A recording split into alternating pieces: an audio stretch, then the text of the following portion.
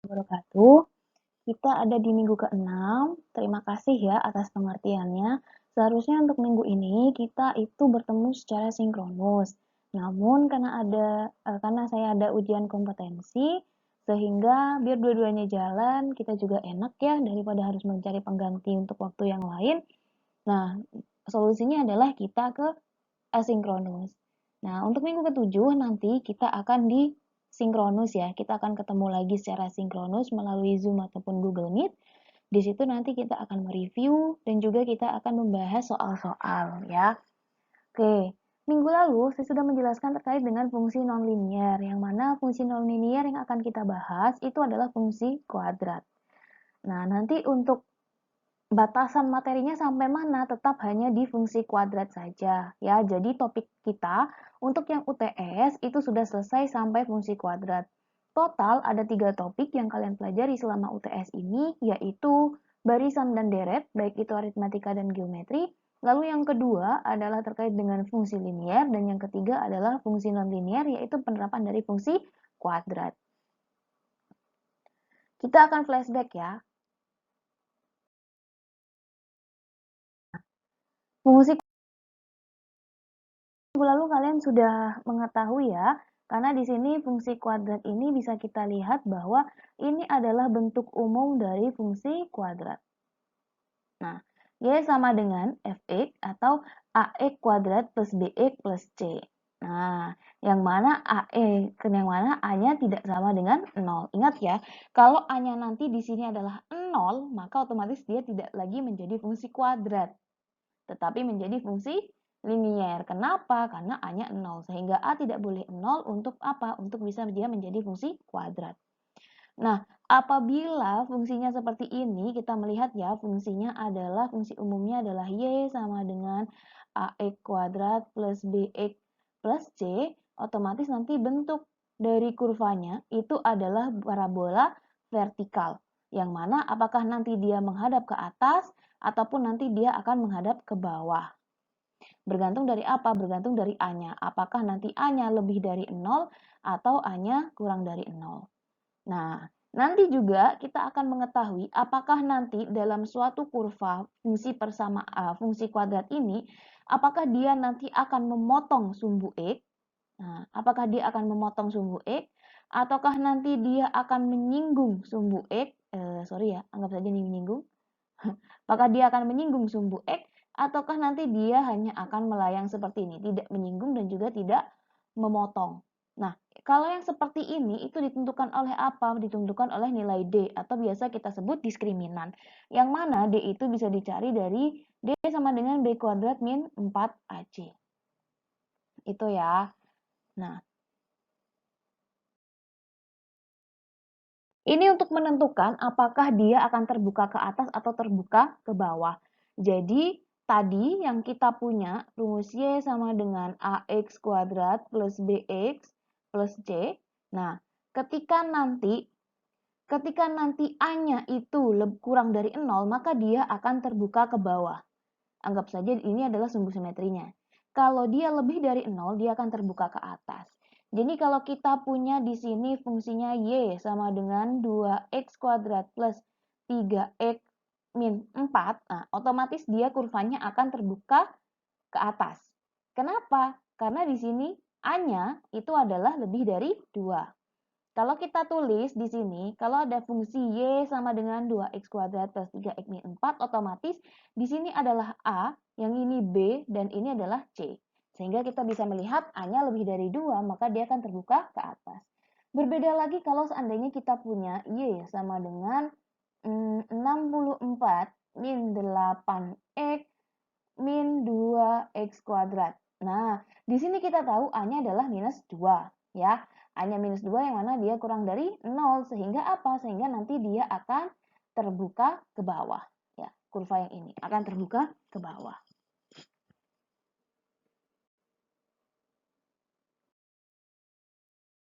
Yang ini. Nah, ini adalah titik puncak. Lalu titik potong itu apa? Titik potong ini ya, kan kalian udah tahu ya waktu di SMA. Ini adalah rumus kuadratnya. Nah, Nah, bagaimana sih cara penggunaannya? Nanti kita akan belajar ya terkait dengan penggunaan rumus kuadrat. Atau kita belajar sekarang aja deh. Nah, kalau seandainya kita punya persamaan adalah Y sama dengan min X kuadrat min 4X min 3. Kita tahu ini adalah A, lalu ini adalah B, ini adalah C. Ya, kita hapus dulu. Oke.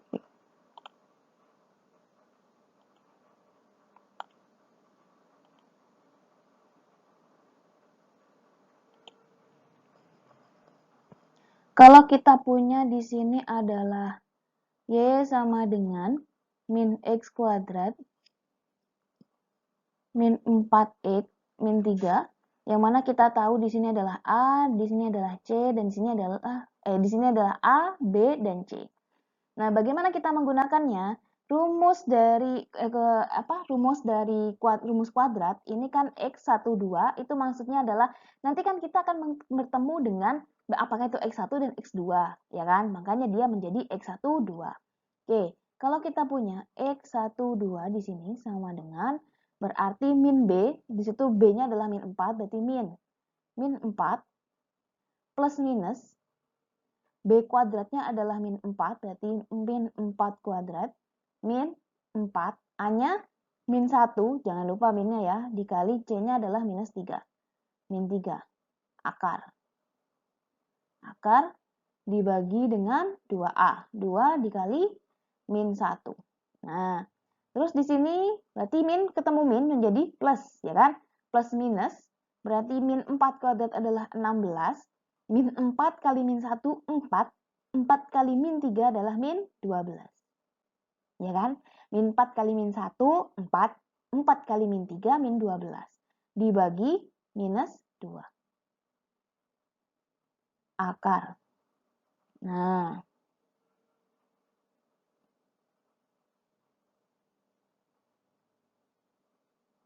lalu di sini sama dengan 4 plus minus. Di sini 16 kurangi 12 adalah 4 dibagi minus 2. Akar.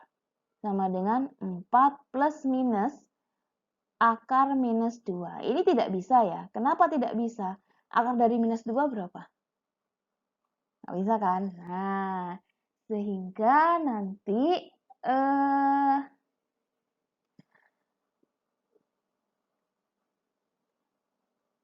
kita cari yang bisa aja. Pada intinya sih seperti ini ya. Kalau seandainya ini sudah anggap saja ini ada, berarti nanti X1-nya adalah 4 plus akar min 2, dan yang X2-nya itu adalah 4 minus akar min 2. Itu gitu ya, nanti jadinya gitu. Oke, kita lihat apakah memang tidak ada akarnya. Coba kita cek ya, nanti. Oke. Di sini ada kesalahan ya, saya mengerjakannya. Akarnya itu tidak ke bawah, nanti akarnya, makanya tadi tidak bisa. Karena sebenarnya ini ada akarnya. Kenapa saya tahu di situ ada akarnya? Karena paling gampang kalau kita kita menentukan apakah dia ada akarnya atau tidak itu dengan cara kita melihat diskriminannya. Nah, rumus ini kan kalau kita kalau kita sederhanakan itu kan menjadi min B plus minus akar D per 2A. Pernya di sini ya, berarti di sini saya salah nulisnya di sini. Oke, di sini. Nah, dia akan ke sini. Oke, di sini berarti akar dari di sini 16 kuadrat min 4 min 1 4 berarti min 12 akar dibagi minus 2. Berarti sama dengan 4 plus minus, sorry di sini plus minus akar 4 dibagi minus 2. Berarti sama dengan 4 plus minus 2 dibagi min 2. Nah, berarti X1-nya adalah, X1-nya akan menjadi 4 plus 2 dibagi min 2, dan yang satunya adalah 4 min 2 dibagi minus 2. Kalau yang ini 6 dibagi min 2 berarti dia akan ada min 3. Sedangkan kalau yang ini 2 dibagi min 2 sama dengan minus 1. Berarti kita punya X1-nya adalah minus 3 dan X2-nya adalah minus 1. Oke, itu ya jawabannya. Oke, sampai di sini clear untuk mencari menggunakan rumus kuadrat. Hanya flashback saja ya.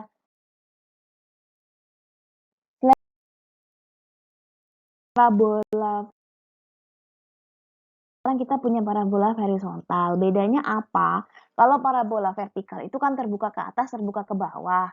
Dia punya syarat bahwa kalau A-nya lebih dari 0, dia terbuka ke atas.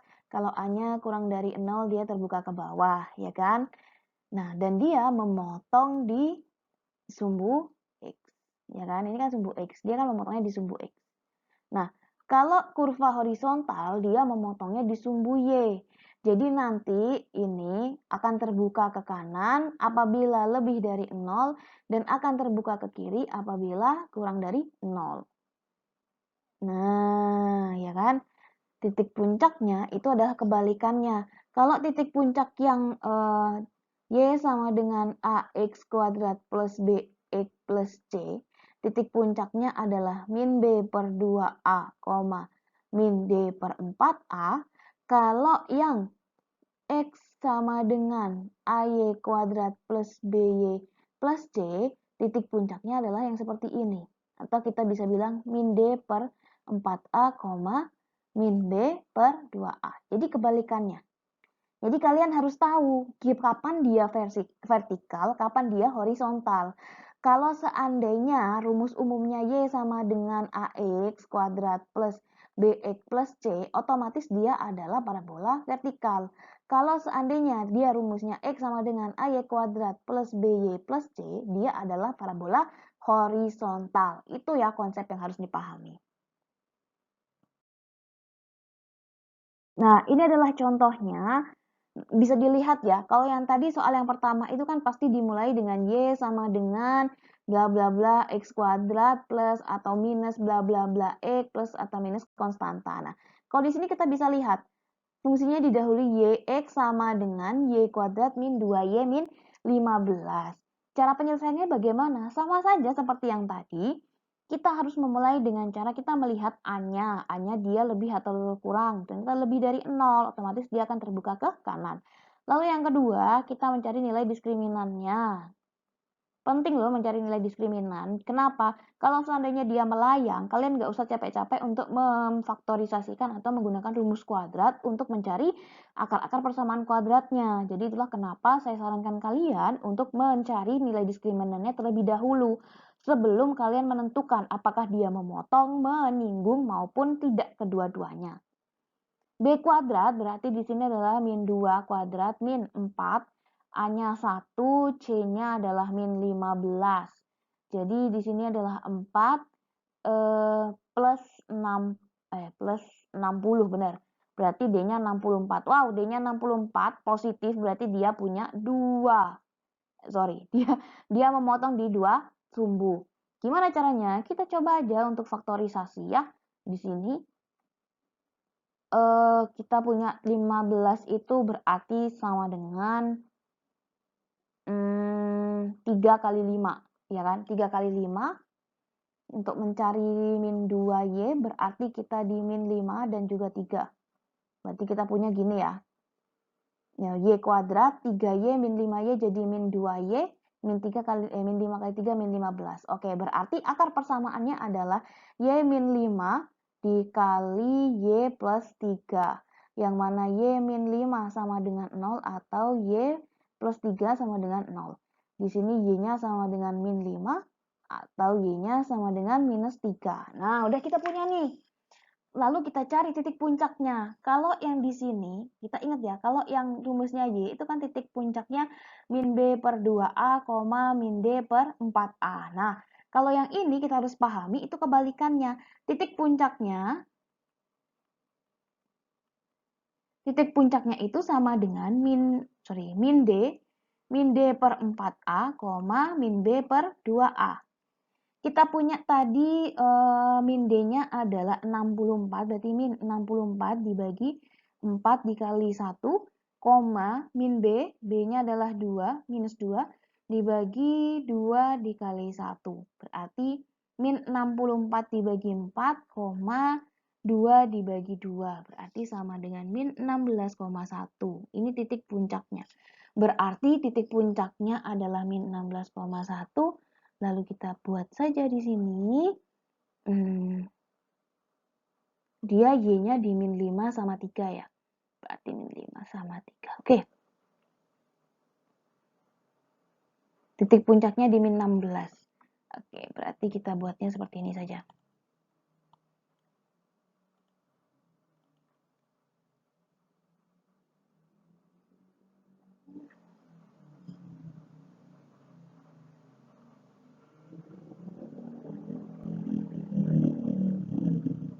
Anggap saja ya. Oke, anggap saja ini di min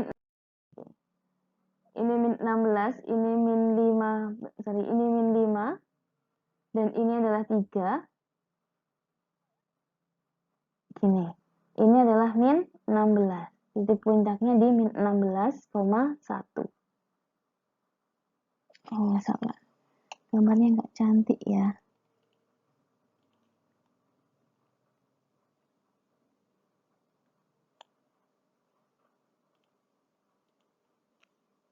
Gambarnya nggak cantik. Maaf ya, gambarnya tidak cantik. Oke, kita buat aja titik-titiknya. Di sini adalah 1. Di sini 1. Lalu kita punya X di sini. Anggap di sini adalah minus 16. Di sini adalah minus 5. Dan di sini adalah 3. Ya kan? Oke, benar. Minus 5 dan 3. Berarti kita buat aja begini. Oke. Kita buat aja begini. Nah. Beginilah ya. Oke. Contohnya sih seperti itu. Kan lebih bagus kalau seandainya. Oke. Kita coba.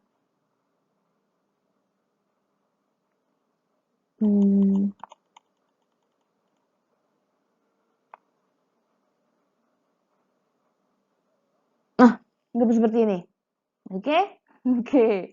Ini untuk soal yang pertama. Nah, untuk soal yang kedua, sama ya. Untuk soal yang kedua, yang pertama kita melihat A-nya berapa. A-nya ternyata kurang dari 0. Berarti dia akan terbuka ke kiri ya.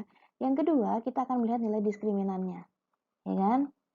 Nilai diskriminannya berarti B kuadrat. B kuadrat. Nah, di sini kita tahu. Di sini A, di sini C. Kalau seperti ini bagaimana? Berarti kita menganggap B-nya adalah 0. Nah, min 4. A-nya adalah minus 1, C-nya adalah 16. Berarti di sini adalah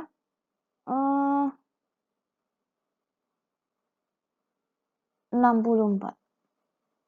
Nah, di sini kita bisa melihat dia apakah memotong, menyinggung, ataupun tidak keduanya. Nah, ternyata dia lebih dari 0, D-nya berarti dia memotong di 2 titik. Nah, lalu kita akan faktorkan saja. Y dan Y berarti 16 ini 4 kali 4. Y-nya minus. Ini positif. Oke, berarti seperti ini ya. Difaktorkan. Kalau kesusahan untuk memfaktorkan, silakan gunakan rumus kuadrat atau rumus ABC tadi. Nah, kita punya berarti min Y plus 4 dan Y plus 4 ya. Min Y kuadrat, min 4Y plus 4Y, 0. Oke. Berarti ini min Y plus 4 sama dengan 0. Y plus 4 sama dengan 0. Berarti min Y sama dengan min 4, Y-nya sama dengan 4. Yang satunya Y-nya sama dengan minus 4. Ya. Lalu kita lihat titik puncaknya. Titik puncaknya adalah min D per 4A, min B per 2A. Min D-nya adalah min 64. 4 dikali min 1, min 0 dibagi 2 kali minus 1. Min 64 dibagi min 4,0 berarti 16,0. Nah, kita buat ya, karena dia terbuka ke kiri. Kita buat saja 16,0, anggap berarti di sini 16. Lalu di min 4 dan 4. Sini 4, sini min 4. Nah, kita buat saja seperti ini. Gitu. Itu adalah untuk yang nomor 2 ya. Oke. Mathematics is not about numbers, equation, computation, or algorithmic. It is about understanding. Kepengayaannya. Pertama, selidiki apakah fungsi Y sama dengan E kuadrat ini memotong, menyinggung atau tidak ketuanya. Silahkan kalian hitung D-nya. Kalau D-nya lebih dari 0, maka dia memotong. D-nya sama dengan 0, dia menyinggung. D-nya kurang dari 0, maka tidak keduanya. Begitupun juga dengan ini. Ya, silahkan kalian cari nilai D-nya. Oke, selanjutnya titik puncak dan titik potong. Lihat fungsinya. X sama dengan 64 min 8Y min 2Y kuadrat. Berarti dia adalah parabola horizontal. Kenapa? Jelas dia fungsinya nih. Dan dia akan memotong sumbu Y dia akan memotong menyinggung di sumbu Y. Ya, jadi dia parabolanya horizontal, jelas dia akan terbuka ke kanan atau ke kiri. Dia akan terbuka kemana? Karena A-nya kurang dari 0, maka dia akan terbuka ke kiri. Oke, silakan dicoba. Minggu depan di pertemuan 7 kita bahas. Oke, yang ini adalah bentuk parabolanya. 96 min 8Y min 2Y kuadrat. Oke, ini dia. Sama bentuk kurva parabolanya. Dilihat, ini kan Y ya. Dia memotong di sumbu E. Berarti dia horizontal. Karena dia minus, A-nya kurang dari 0, maka dia akan terbuka ke kiri. Nah, untuk yang nomor 5, kita punya di sini. Nah, kita punya di sini titik potongnya adalah min 3,0 dan di min 1,0. Lalu ada di sini min 3, berarti 0, min 3 untuk garis potongnya. Dengan sumbu Y. Lalu bagaimana cara mencarinya? Seperti kalian di SMA, untuk mencari fungsi kuadratnya, itu kan berarti Y sama dengan A, X min X1, X min X2. Y-nya sama dengan A, X-nya adalah kita punya X-nya ada min 1, min 1, min 1-nya adalah X, min 3. Nah, lalu berarti Y sama dengan A, X plus 1, minus ketemu minus ya, X plus 3. Berarti Y sama dengan A, X kuadrat plus X plus 3X plus 3. Y sama dengan X kuadrat plus 4X plus 3. Lalu bagaimana cara kita mencari A? Silahkan masukkan ini, titik potong yang di sini. Nah, kita punya Y-nya adalah minus 3. Sama dengan A, X-nya 0 kuadrat ditambah 4 dikali 0 ditambah 3. Berarti min 3 sama dengan A dikali 3. Yang mana A-nya sama dengan min 3 dibagi 3 sama dengan minus 1. Berarti kita punya di sini Y sama dengan minus 1 dikali X kuadrat min 4X, plus 4X plus 3. Berarti Y-nya adalah min X kuadrat min 4X min 3. Ini adalah fungsi kuadrat dari gambar ini. Itu, oke? Itu adalah pertemuan kita sampai di minggu ke-6. Silahkan dipelajari kembali walaupun sepertinya gampang. kita lihat di kuisnya minggu depan. Oke, terima kasih atas kerjasamanya. Jika ada yang tidak dimengerti, silahkan sampaikan ke komtingnya. Nanti komti akan menanyakan pada saya. Atau silahkan langsung kalian komen di kolom chatnya. Selama tidak ada pertanyaan, saya anggap kalian mengerti. Kurang lebihnya saya mohon maaf. Kita ketemu di minggu ke-7 dengan Google Meet ataupun Zoom nanti. Terima kasih. Assalamualaikum warahmatullahi wabarakatuh.